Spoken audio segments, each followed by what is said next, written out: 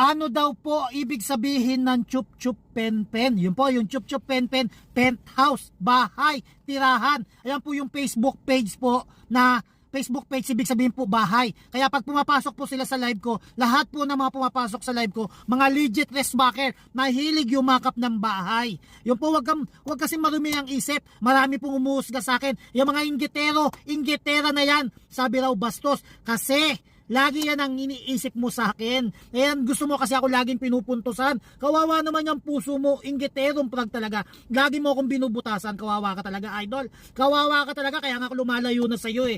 Dahil wala ka nang ginawa kundi tirahin mo ko ng tirahin. Kawawa ka naman. Hanggang sa asawa mo, hanggang sa anak mo, lahing inggitero. Kaya tama na yan, tigil na yan. Tigil na yan pag-iisip mo sa akin ng masama. Peace tayo.